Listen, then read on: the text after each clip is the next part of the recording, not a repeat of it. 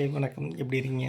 நான் நல்லா இருக்கேங்க. இன்றைக்கி சண்டே அப்படிங்கிறனால 2 படம் உங்களுக்கு சஜெஸ்ட் பண்ணலாம்னு நினைக்கிறேன். இன்றைக்கி சினிமா பற்றி பேசலாம் ஒரு மாற்றத்துக்கு அப்படிங்கிறதுக்காக 2 படங்கள் பற்றி பேசுகிறேன். ஒரு படம் 2மே 2 விதமான ஜானர். 2மே ஆல்ரெடி ரிலீஸ் ஆகி ஹிட் ஆகி ஓடி இருக்கக்கூடிய படங்கள். இப்போ ஓடிடி ரிலீஸ் ஆகிருக்கு. ஒன்று நெட்ஃப்ளிக்ஸில் ரிலீஸ் ஆகிருக்கக்கூடிய டைஸ் ரே அப்படின்னு சொல்லக்கூடிய பிரணவ் மோகன்லால் நடிச்சிருக்கக்கூடிய மலையாள படம். தமிழ் டப்பிங்கில் தாராளமாக கிடைக்கிது.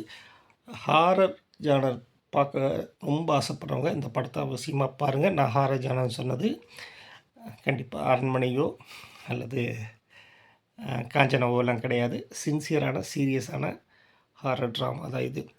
பாட்டு கிடையாது, லவ் கிடையாது, ஹீரோயின் கிடையாது, காமெடி சீன்ஸ் கிடையாது, பயங்கரமான சண்டை கிடையாது, பேய்க்கு ஃப்ளாஷ்பேக் கிடையாது, பேயை பரிதாபப்படுத்தக்கூடிய வேலைகள் கிடையாது. ஒரு பேய் படம். ஒருத்தர் வீட்டுக்குள்ளே பேய் வந்துருச்சு, அதுலேருந்து அவன் தப்பிச்சானா இல்லையா அப்படிங்கிறது மட்டும்தான் கதை. நீங்கள் எந்த வகையிலுமே யூகிக்க முடியாத நிறைய விஷயங்கள் இருக்குது. அதை தாண்டி ஒரு குட்டி பட்ஜெட்டில் ரொம்ப அழகாக ஒரு படம் எடுத்திருக்காங்க. நம்மளுடைய டயத்தை வேஸ்ட் பண்ணாமல் 1.25 மணி நேரத்தில் படத்தையும் முடிச்சிடுறாங்க. சவுண்ட் டிசைனாக இருக்கட்டும், சினிமாட்டோகிராஃபியாக இருக்கட்டும், நடிகர்களாக இருக்கட்டும், எல்லாருமே பட்டை கிளப்பியிருக்காங்க. ஹிருதயம் படத்தில் பார்த்துருந்த பிரணவ் மோகன்லால் அப்படியே வேறு மாதிரி காமிச்சிருக்காங்க. உண்மையிலே படம் நல்லாயிருக்கு. தமிழில் இந்த மாதிரியான படங்கள் வரல அப்படிங்கிறது வருத்தமாகவும் இருக்குது. இன்னொரு படம் என்னென்னு கேட்டிங்கன்னா ஹிருதயபூர்வம். ஹாட் ஸ்டாரில் நீங்கள் பிக் பாஸ் பார்த்திங்கன்னா 10 நிமிஷத்துக்கு உதவி விளம்பரம் அடிச்சுக்கிட்டே இருக்காங்க. பார்க்காதவங்களையும் படம் பார்க்க வச்சிட்றாங்க. மோகன்லாலை பற்றின சமீபமான நிறைய சர்ச்சைகள் வந்துருந்து மோகன்லாலை எல்லாருமே வெறுக்க ஆரம்பிக்கிற பட்சத்தில் இந்த படத்தோட ஃப்ரேமே மோகன்லால் எல்லாரையுமே பிடிக்க வச்சிட்றாரு. எல்லாருக்குமே பிடிச்சி போயிடுது. இத்தனை வருஷமாக அவருடைய அனுபவம், இந்த கம்ப்ளீட் ஆக்டர் அப்படின்னு சொல்லுவாங்க இல்லையா, அதை ஒவ்வொரு ஃப்ரேம்லேயும் காமிச்சிருக்காரு.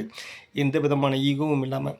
மோகன்லாலாக இருக்கட்டும் அல்லது மம்முட்டியாக இருக்கட்டும், அவங்க 2 பேருமே தமிழ் சினிமாவுக்கு நிறைய சொல்லித்தராங்களோ அப்படிங்கிற மாதிரியான என்ன இருக்குது. காதல் தி கோராக இருக்கட்டும், பிரம்மயுகமாக இருக்கட்டும், இப்போ முந்தானைத்து வந்திருக்கக்கூடிய களம் காவலாக இருக்கட்டும், மம்முட்டி எடுக்கக்கூடிய பாத்திரங்கள் எல்லாமே ரொம்ப ஆச்சரியமாக இருக்குது.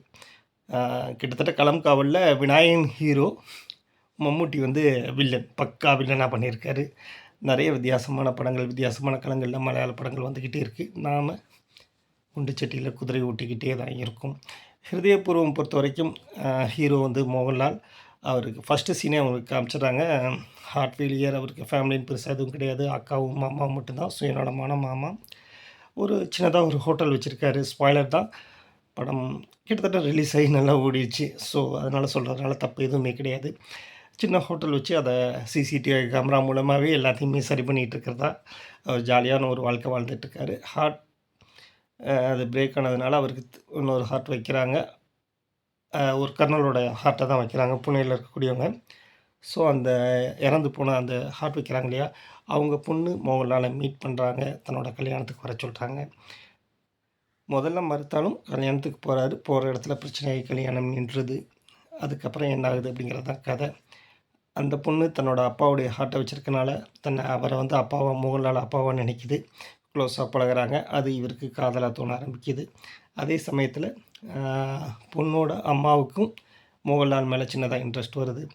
இது பேசும்போது ஒரு மாதிரியாக கான்ட்ரவர்சியாக இருந்தாலும் படத்தில் ரொம்ப நீட்டாக, ரொம்ப டீசெண்டாக, ரொம்ப அழகாக நிறைய காமெடிகள்னால் வாய் விட்டு சிரிக்கிற மாதிரியான எந்த காமெடியும் கிடையாது. நீங்கள் படத்தை சிரிச்சுக்கிட்டே பார்ப்பீங்க அப்படிங்கிறதுக்கான உத்தரவாதம் இருக்கும். படம் முடிச்சுட்டு வரும்போது ஒரு நல்ல படம் பார்த்தேன்ப்பா அப்படிங்கிற மாதிரி என் ஃபீல் இருக்கும்.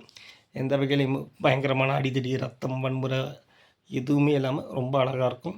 டைசரே படத்தில் மட்டும் முதல் சீன் ஒரு 2 நிமிஷம் 18+ காட்சிகள் இருக்குது. ஸோ கவனம்.